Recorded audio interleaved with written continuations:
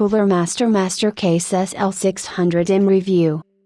If you are in the market for a high-performance gaming chassis but you don't necessarily want a case that looks like it belongs in a competitive esports tournament, Cooler Master's Master Case SL600M might be just what you are looking for. This gorgeous aluminum-clad chassis has more than enough cooling performance to keep a high-end system cool and noise output to a minimum, but, at $200, $153, it comes with a premium price tag as well.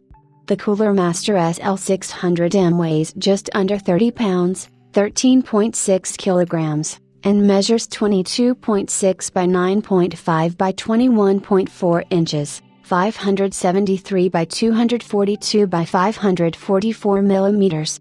The combination of sandblasted aluminum panels and a tinted tempered glass door make for a strikingly handsome chassis. The top of the chassis is essentially two bare aluminum panels separated by a black metal mesh screen. The rear portion of the top panel can be removed for additional airflow. Sandwiched between the top and front panels are a USB 3.1 Type-C port, two USB 3.0 ports, a pair of USB 2.0 ports, headphone and microphone jacks, a fan speed switch, and power and reset buttons. You'll also notice a small square proximity sensor nestled in the center of the USB ports. Triggering this sensor causes the USB ports to light up, making it easier to plug in USB devices in the dark. Removing the front panel is a simple matter of grabbing the lower edge and pulling out and away from the chassis. The front of the chassis is one solid aluminum panel. The full cover, tempered glass side panel is bonded to a metal frame and is darkly tinted. The entire assembly attaches to the frame via thumb screws in the rear. The panel on the opposite side of the case is steel and painted black. This gives the chassis a very stylish symmetrical look.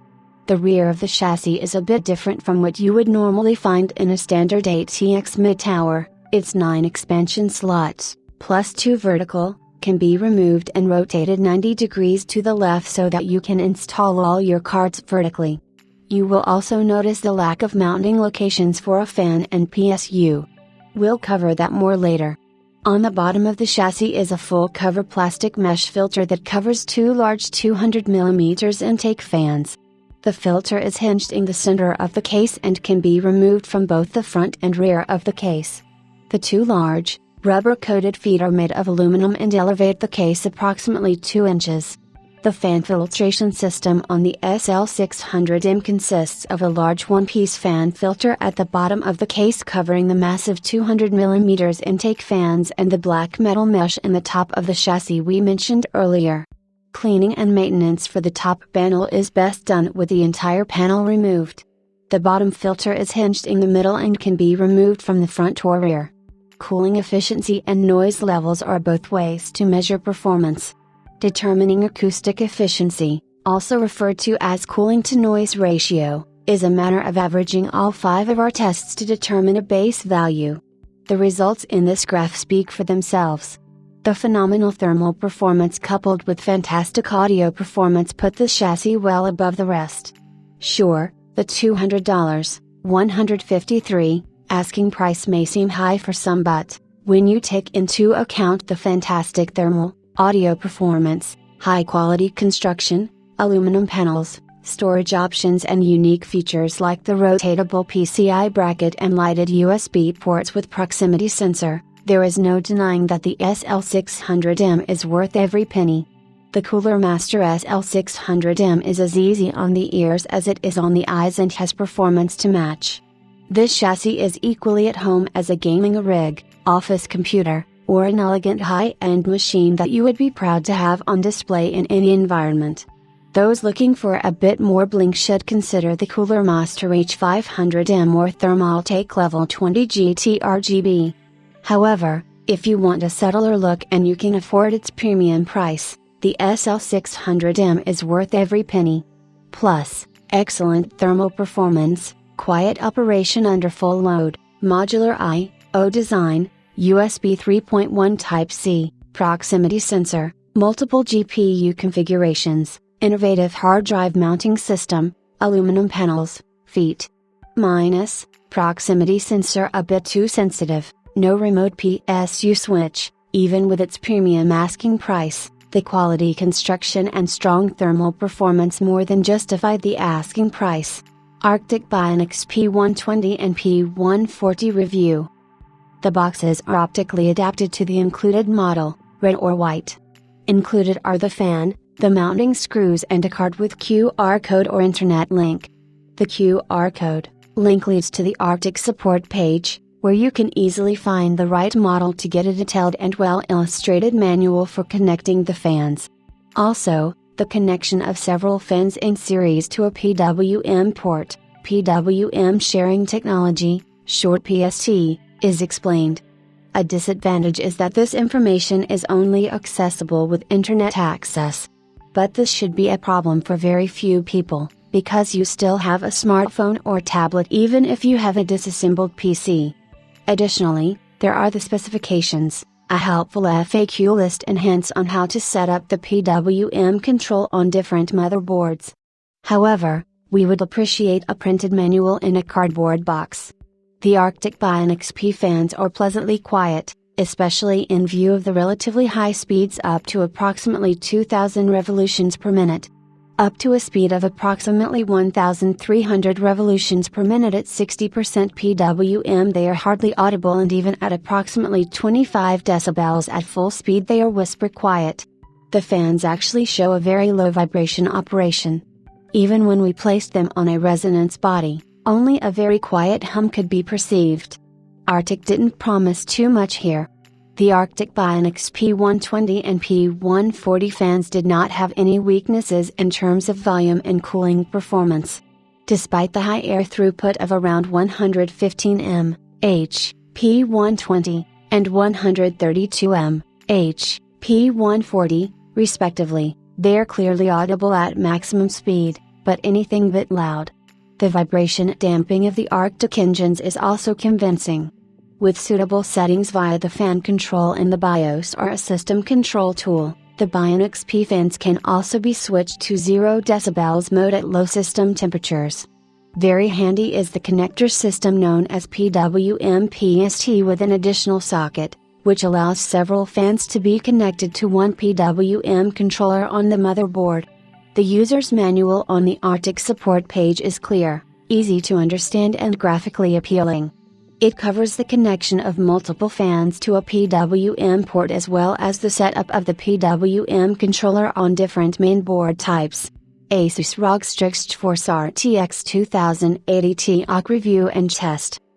NVIDIA introduced one of the most powerful graphics processors on the Turing architecture, which became the heart of the GeForce RTX 2080 Ti video card, and each manufacturer considered it a duty to have in its arsenal a top solution based on it.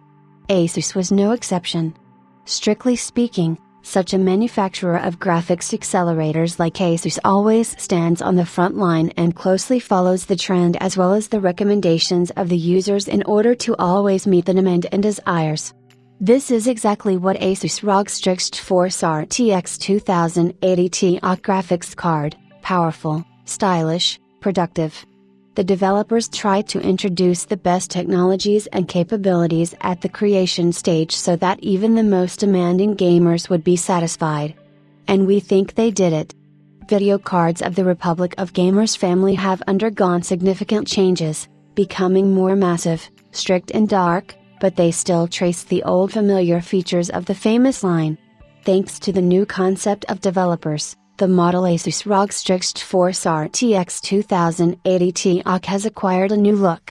The cooling system has 3 fans with a diameter of 92 mm, which is reflected in the dimensions of the video card. The length of the graphics accelerator is 310 mm, and in the PC the new product will override the 2.7 expansion slots. The decorative part is enclosed in numerous slots, behind which is a customizable RGB light, and in the black design only stickers carry the symbolism of the ROG series. One of the most important features of the Asus ROG Strix Force RTX 2080 Ti video card is its proprietary cooling system, which has already won many awards and positive reviews. The developers themselves are so proud of their creation that they do not hesitate to mention once more the more or less compact dimensions for the top model and the overlap of 2.7 expansion slots inside the PC, and not whole 3 slots, as among competitors. But this Colossus is fastened with only 6 cogs. The novelty is equipped with a large cooler, the first versions of which can be seen on Asus ROG Strix GTX 1080Ti and ROG Strix RX 580 video cards, but here the engineers went further and improved the cooling system even more. The cooler is a massive 2-piece radiator, pierced with 152 aluminum nickel-plated fins and 6 heat pipes with a diameter of 6 mm each. Copper nickel-plated plate polished to a mirror finish deserves close attention.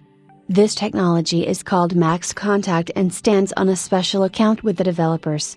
Processing is done so skillfully that deserves the highest rating.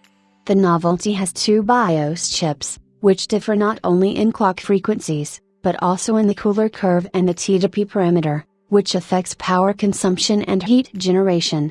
The Asus ROG Strix GeForce RTX 2080 Ti video card turned out to be truly interesting, and getting to know it is an exciting adventure. The developers have implemented many unique technologies and useful features that cannot be ignored. The default dual BIOS switch gives the user a choice between performance and quiet operation of the cooler, and unlocking restrictions on the Turing Generation graphic accelerator firmware, and a nice bonus on experiments with the novelty and extreme overclocking. This is facilitated by the point of measurement of voltages, a truly powerful power system VRM and, of course, an effective cooling system. We can say with confidence that Asus has taken all your wishes into account in this video card. As such, on the other hand, we have not noted the disadvantages. Only large dimensions may not please the gamer. But when we have top video accelerators have been compact over the past few years. Summing up, the video card Asus ROG Strix GeForce RTX 2080 Ti is currently one of the most interesting and best solutions among the GeForce RTX 2080 Ti lineup, providing its owner with complete freedom of action, high speed and efficiency of the cooling system. Plus, high level of performance, efficient and quiet cooling system, original design, 19-phase power subsystem, extended T2P limit, extended warranty. Large size. G.Skill Trident Z Royal 16GB DDR4 3200, F4 3200 Z16D16 GTRG. Review. What to do if you have already championed RGB memory and still want to stand out from the crowd. G.Skill has been pondering exactly this when updating its Trident Z RGB RAM. The answer is memory that's part fashion statement and part premium computer hardware. Enter the Trident Z Royal. This isn't some supremely limited edition that tapes the gold iPhone and whatnot. Rather, it's mass-produced DDR4 available in speeds between 3000 MHz and 4600 MHz, with capacities from 16GB, 2x8 GB, to 128 GB, 8x16 GB. Frequencies and timings are suitably premium, available elsewhere from rivals, but what sets the Royal apart is its look.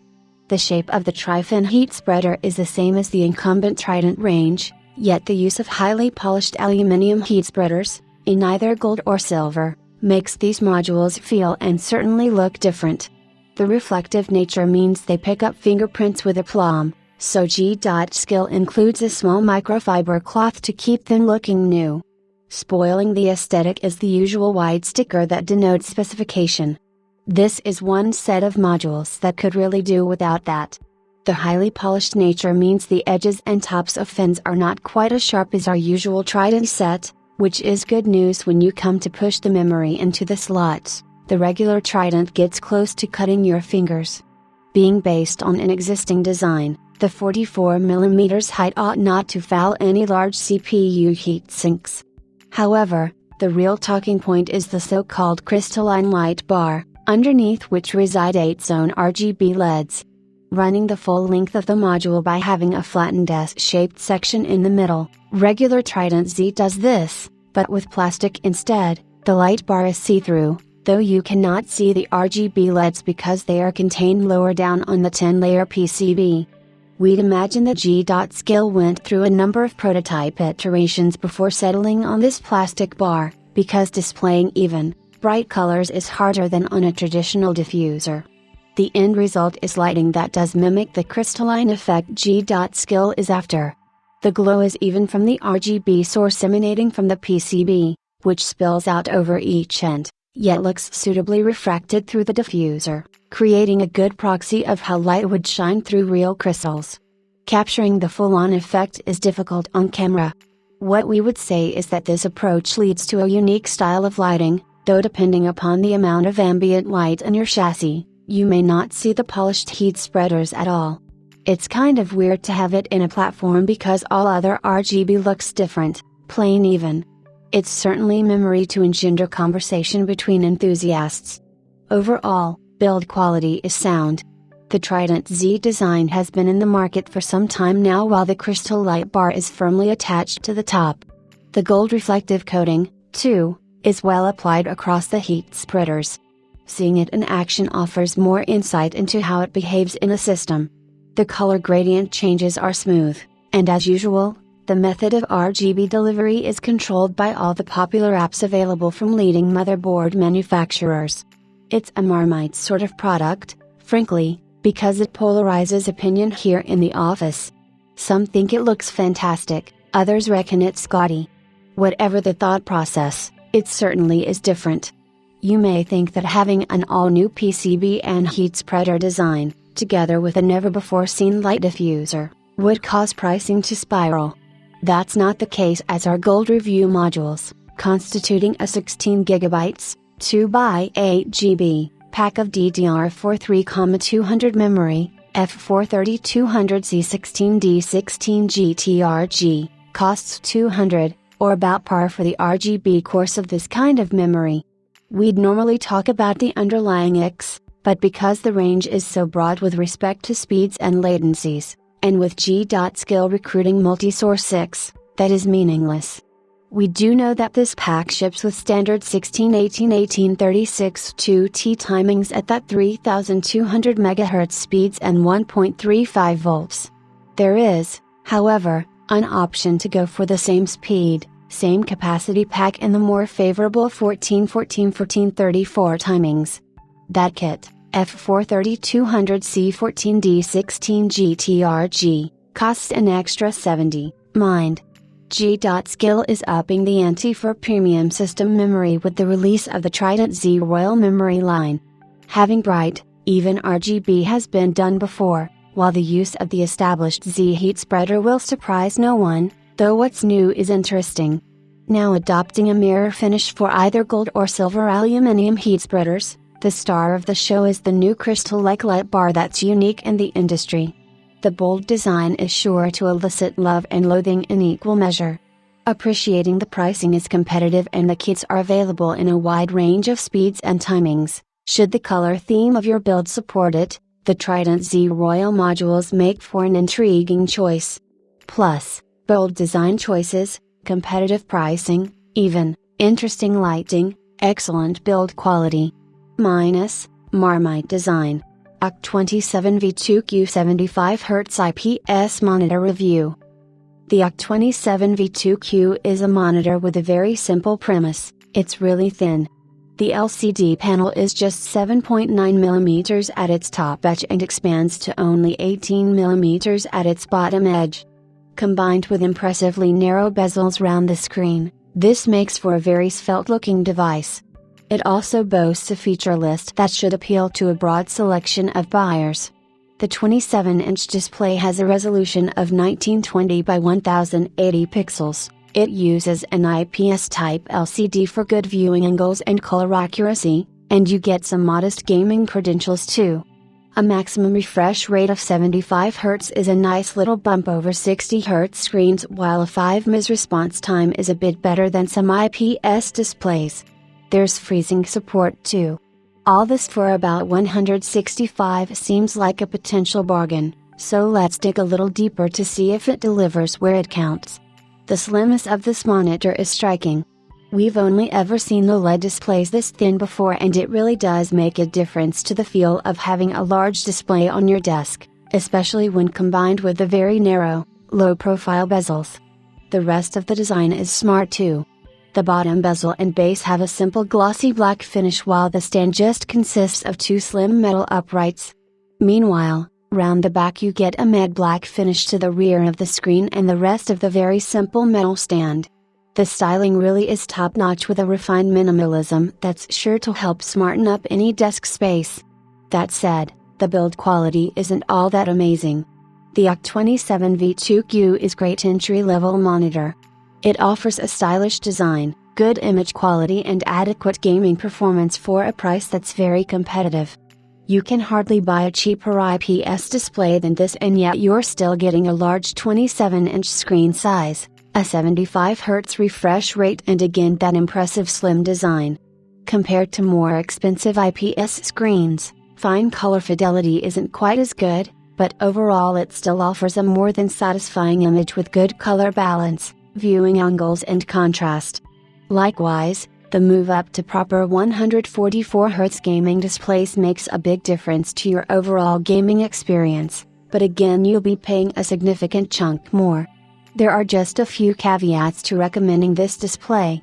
The first is the basic stand, which doesn't offer height or rotation adjustment, and you can't actually remove the original stand and replace it with a more capable one. 2.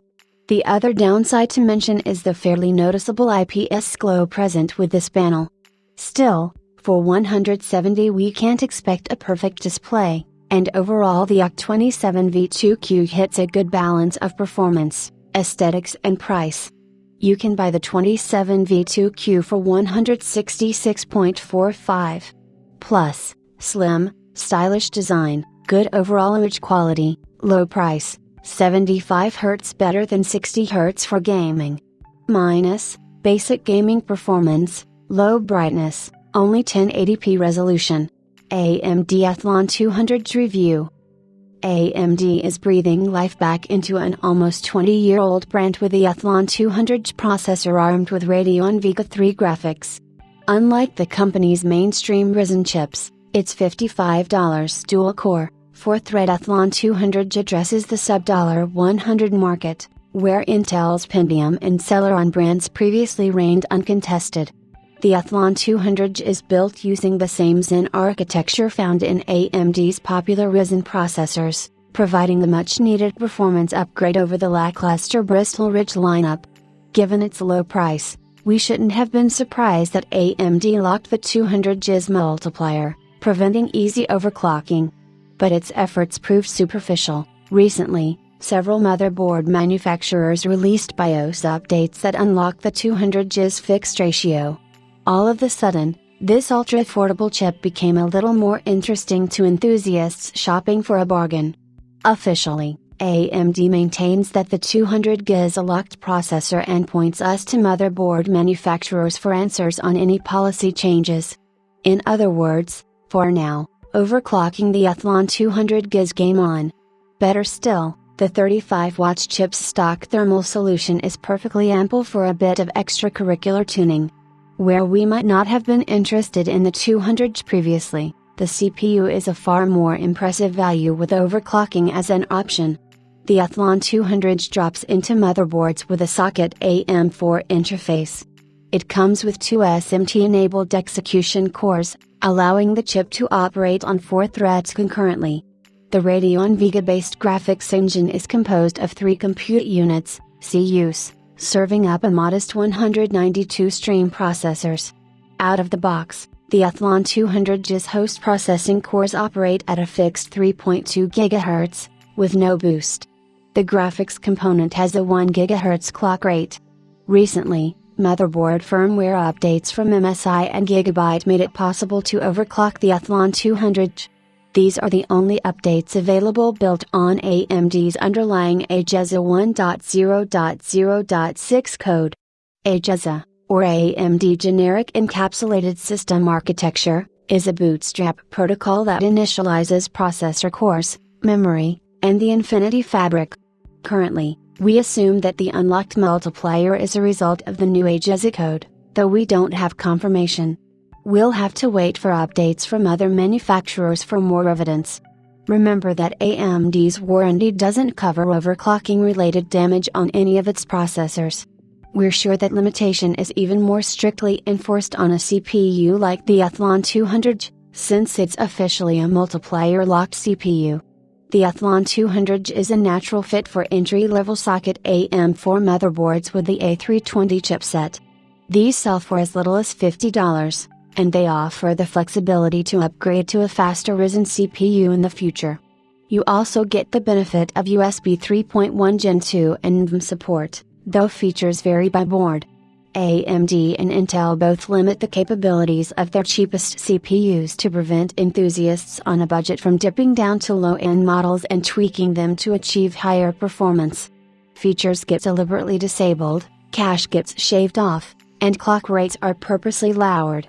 It's also common to see ratio multipliers locked, especially by Intel. AMD is typically more accommodating of overclockers. Up until now, all of its Zen-based processors were unlocked. This made the Athlon 200's static 3.2 GHz clock rate somewhat surprising. At that frequency, AMD doesn't fare particularly well against Intel's faster Pentium chips. Really, AMD needs overclocking to compete. MSI and Gigabyte, so far, are doing the company a favor here by developing firmware updates that reverse AMD's lock, enabling frequencies approaching 4 GHz. The Athlon's position is strengthened by Intel's inability to ship sufficient quantities of 14nm processors, causing shortages of Pentium CPUs that drive prices higher than they should be. Some of the Athlon 200's competition simply isn't available to purchase. If you're a budget-oriented builder shopping for something under $100 and the Pentiums aren't in stock, your decision becomes much easier to make. It's only a bummer that, after overclocking, the Athlon 200 is still slower than the Pentium family across our gaming suite. Then again, the Athlon is priced more like a Celeron than a Pentium, so you still end up with acceptable performance from an entry-level CPU. Matched up to a similarly low-end add-in card like AMD's Radeon RX 550 or Nvidia's GeForce GT 1030, the big deltas between host processors we saw aren't as apparent. Where the Athlon 200 shines is threaded workloads like Blender, Handbrake, and archive decompression. Those results also bode well for multitasking, which isn't a part of our benchmark suite, but does correspond to juggling multiple threads simultaneously. Even on a mainstream office machine, multitasking is common. Moreover, it's notable that the Athlon 200 accelerates AVX instruction processing. Intel's Pentium CPUs lack this capability. Overclocking the Athlon 200 is simple, but we would like to see more options exposed to enthusiasts. Let us tune the Vega 3 engine's clock rate, for example, and open up higher memory data rates. Given the few knobs we had available, we squeezed an extra 9% out of the Athlon across our gaming suite using the thermal solution AMD includes as part of its package. The Athlon 200 is $10 cheaper than Intel's Pentium G5400, which is largely unavailable due to Intel's ongoing shortage of 14nm chips. The higher-end Pentium G5600 sells for $105, which is $20 above MSRP. Although those seem like small premiums, they're actually pretty significant as a percentage of what these low-end CPUs cost. Despite its value win, we'd rather see you snag a $100 Ryzen 3 2200G, our current best entry-level pick, than the Athlon 200. It's simply a better processor, giving you 2 more CPU cores, 320 additional stream processors, and the ability to overclock memory and graphics. The Athlon 200 is a good chip at its price point, even at stock settings. But you're forced to accept too many trade-offs. While unofficial overclocking helps improve the Athlon's position, it isn't a cure-all. Plus, attractive price comes with a thermal solution. Overclocking is possible, though unsupported. Minus, graphics engine and memory can't be overclocked. Weak single-threaded performance. The Athlon 200 is a solid value, given its price point. but there are obvious trade-offs you'll have to accept after buying such an inexpensive CPU. Its biggest shortcomings are apparent in lightly threaded workloads. Fortunately, unofficial overclocking, currently enabled on a handful of motherboards, helps improve the 200 Gs benchmark results. Microsoft revamping its IntelliMouse with improved sensor. Microsoft has apparently taken its IntelliMouse through an upgrade process. One of the more recognizable products harking back to Microsoft's past, the revamped IntelliMouse keeps its form, but sees the inclusion of an improved PixArt-PA 3389 ProMIS sensor. The PixArt-PA 3389 features 50 levels of DPI sensitivity, running from a base 200 up to 16,000. The 136 grams IntelliMouse is being rated for accelerations up to 50 G, and a maximum polling rate of 1000 Hz, it's of the wired variety, and features a small RGB detail on the palm rest, near the back of the mouse. For now, it's only available in the Chinese Microsoft Store, where it's available for 400 yuan, roughly 50 euros, but it should eventually find its way to other markets. EVGA releases hybrid kit AIO liquid coolers for its RTX 20 series graphics cards. EVGA today released 4 new all-in-one, AIO, liquid VGA coolers for its GeForce RTX 20 series graphics cards, under its hybrid kit branding. The hybrid kit 400HC 1184B1 is meant for RTX 2080 and RTX 2070 XC, XC2, and Founders Edition variants. The 400HC 1384B1 is designed for RTX 2080 Ti Founders Edition and EVGA's XC and XC2 renditions of the RTX 2080 Ti. Both these models are priced at USD $169.99. The 400HC 1284B1 is designed for FTW3 series cards based on the RTX 2070 and RTX 2080, while the 400HC 1484B1 is meant for the RTX 2080 Ti FTW3. Both these FTW3 variants are priced at $179.99. These coolers earn their hybrid name in being a combination of liquid and air cooling. An AIO pump block pulls heat from the GPU, while a heatsink ventilated by a 100mm fan suspended along a shroud cools the VRM areas of the graphics cards. A base plate covers the memory areas, and transfers heat to the AIO block. A 120mm radiator along with a 120mm PWM fluid-bearing fan dissipate heat drawn from the GPU and memory. The shroud covering it all is studded with addressable RGB LEDs that plug into the ARGB header of the PCB. Fallout 76 patch adds FOV and OFF sliders, improves camp placements and construction. After what seemed to be a series of never-ending bad news concerning Bethesda's latest game, Fallout 76 received a major patch today that aims to improve the gaming experience in more ways than one. For PC users, a welcome addition comes in the form of the much-needed FOV, Field of View, slider that has already helped tackle some complaints as seen online after launch. This comes along with a depth of field slider to allow further customization of the in-game view, which should also have a graphics performance effect depending on your hardware and offsetting.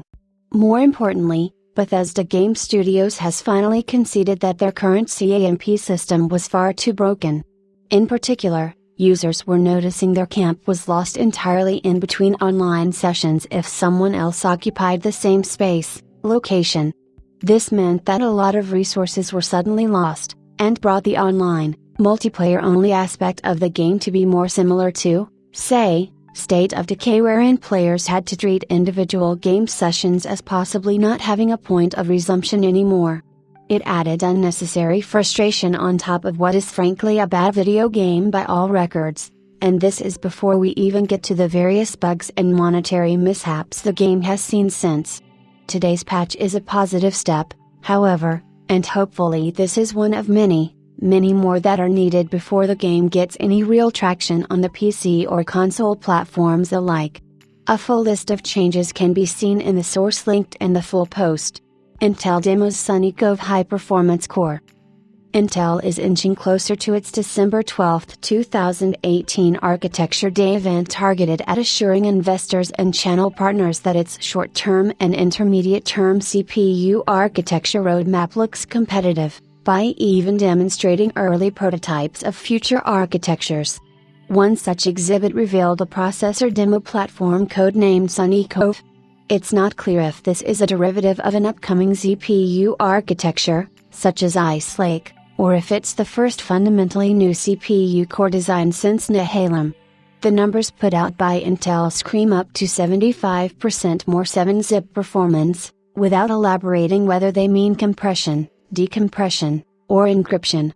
Speaking of the latter, this chip has some serious encryption chops, including support for new encryption instruction sets that include SHA-NI, secure hash algorithm new instructions, and vectors. Much of the chip is designed to accelerate encryption, and its applications could be focused on the enterprise.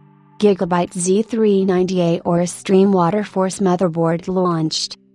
Gigabyte Z390A Aorus Stream Waterforce features the most over-the-top illuminated design among motherboards today.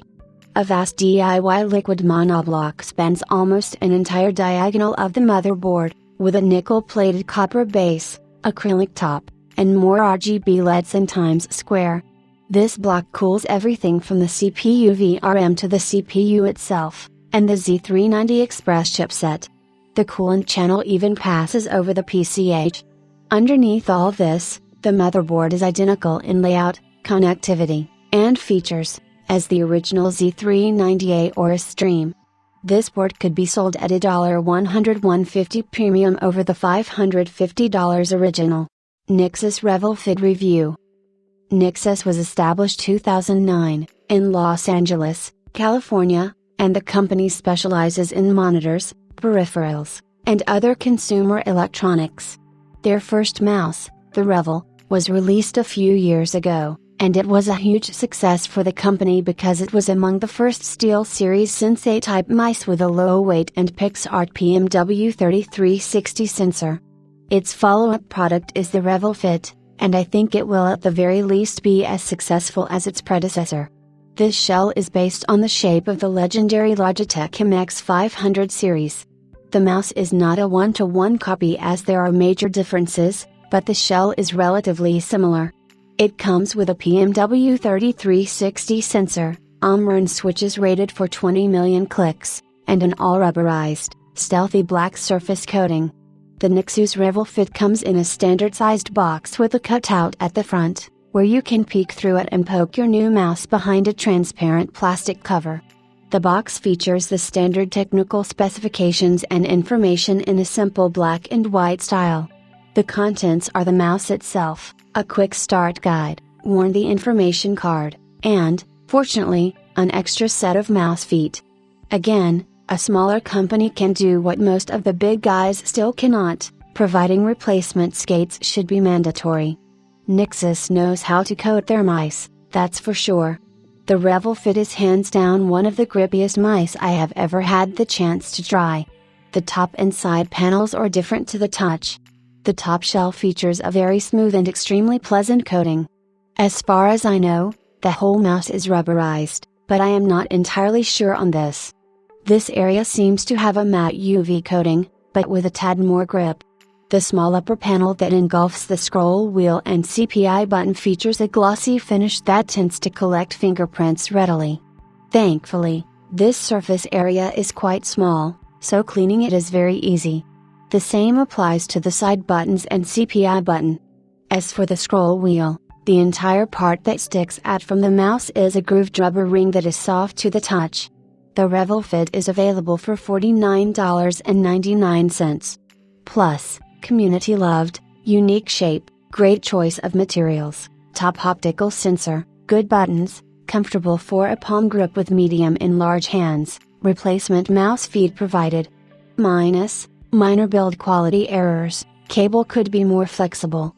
Lot of people, be it casual gamers or hardcore competitors, anticipated a new successor to the Logitech MX500 series, even if it wasn't Logitech who released it. Thankfully, Nixus delivered, and they've made an absolutely great mouse. This shape is very unique, and people who struggle to find a replacement for their trusty old MX518 or G400, for instance, finally have an option in the RevolFit if its other specs aside from its shape suit them, of course. As for the coating, it's phenomenal on the RevolFit. This rubberized finish is so grippy that I wish all my mice would feature something like it. The only downside of this rubberization is that it usually doesn't last forever. Sensor-wise, there is nothing much to say aside from the sensor being fantastic. The PixArt PMW3360 is a top-of-the-line sensor that features very raw and perfectly accurate tracking with high acceleration and maximum speed values. The firmware is quite well written for the Fit too, but there are some minor quirks. The CPI divergence is a tad high, and the 125 Hz polling rate seems to be off. It tends to periodically drop down for some reason. Moving on to the buttons, I think it's safe to call them good, but they are very loud for some reason. The main buttons feel nice and tactile. My copy has a scratchy left button, but I didn't see anyone mention this before, so I guess it is just a QC hiccup. The scroll wheel is quite light, but not loose or rattly at all. The side buttons feel good. They are better than the greater average as there's only a small amount of unnecessary travel. As for the CPI button, it can be a tad hard to reach with big, bulkier hands, especially if you are palm gripping. The mouse feet on the RevolFit are alright, they are nice and smooth and have a medium amount of friction. They don't follow the same design as the previous MX500 series mice, so replacement feet might be hard to get for a while. Thankfully, there is a set of spare skates in the box. The cable is alright. It's fairly light and its surface doesn't generate a lot of drag on the mouse pad, but it's a bit stiff. It's only 1.5 meters long, which is curious, but will probably be enough for most people. The driver software of the RevolFit is basically the one written for the standard Revol, but the Fit works with it too. They should update the design a little bit by at least adding the Fritz image in the middle of the window when it's plugged in. The software is usable, it's very lightweight, which is great. RGB lighting is modestly present on the RevolFit. The rear Nixus logo and a stripe above the back of the bottom plate light up according to the set CPI value. These colors can be modified too, but only static lighting and a breathing effect are available, so if you want some serious eye candy, the RevolFit might not be your best choice. Nixus nailed it with the RevolFit. It's an absolutely great mouse with only a few things to nitpick, and none of those things should be a deal breaker if you're looking for a mouse. The price is pretty good, too. At $49.99, it's a fair deal compared to the competition. Inno3D announces their newish Alex 3 Jekyll Dual Fan Cooling Solution, 2 fans, 2 personalities. Inno3D, a leading manufacturer of awesome high-end graphics hardware components and various innovations, introduces its newish cooling solution, the Alex 3 Jekyll. Designed around NVIDIA's GeForce RTX series, factoring in the sheer power and performance of the RTX 20 series, with the first beneficiaries being the Inno3D GeForce RTX 2070 and RTX 2080. The Alex 3 Jekyll is fully equipped to allow heat dissipation and airflow optimization so that you can push your high-end graphics card to the limit. Jekyll, named after the famous novella Strange Case of Dr. Jekyll and Mr. Hyde, the essence of this story digs deep into the mind of this troubled character who battles between two personality traits, struggling to fend off the evil side within himself. On the basis of this, the Alex 3 Jekyll exemplifies the brutal by nature ethos that is combined with groundbreaking two-phase switching cooling system design. Depending on your operating preference, the Alex 3 Jekyll can switch the fan face from a 3.9 cm scythe blade fan cooler for performance to a 2.10 cm 15 blade turbine blade fan cooler for quiet operation, as with the switching of dual personas of Dr. Jekyll and Mr. Hyde. We believe the switching cooling system design is one of the most crazy and innovative designs in gaming graphics card history, says Ken Wong, Senior Product Manager at Inno3D. He further added the gamer doesn't need to select a 2-fan or 3-fan graphic card because they can have both with one purchase and change the cooling solution based on their needs. Years of R&D has allowed Inno3D to make technological advancements, continuously pushing the boundaries and bolster their expertise in the graphics card industry. It has elevated Ischel to a point that makes a difference for high-end gamers and design creation professionals achieving high performance with outstanding temperature control and at super quiet noise levels. Inno3D is now working hard to make the new Ischel cooling solution available at all premium resellers across the region. Fintex introduces the new PHDC12LS RGB CPU cooler. Fintex announced the new PHDC12LS RGB CPU cooler. The already popular CPU cooler now gets a new illumination upgrade from the award-winning Halos RGB fan frame.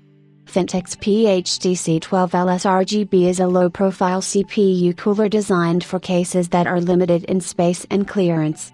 The PHDC12LS RGB uses 6 C-type heat pipes, 6 mm diameter, to deliver thermal conductivity more efficiently. Equipped with Fintex PHF120MP fan, the PHDC12LS RGB provides exceptional static pressure and airflow through the heatsink for better cooling performance. The PHDC12LS RGB includes the Halos RGB fan frame to add ambient illumination to complement your system. The Fintex Halos RGB fan frame complements any system built with ambient illumination, bringing a new dimension to the proven TC12LS. Easy to install and putting your cooler on display with 18 integrated LEDs in the Halos. The TC12LS RGB merges high-performance cooling with quality integrated lighting. With the TC12LS RGB you can daisy-chain all of Fintex RGB products together and sync the RGB lighting with any RGB-equipped Fintex case of compatible motherboard. The PHDC12LS RGB is available now with a recommended retail price of $49.99.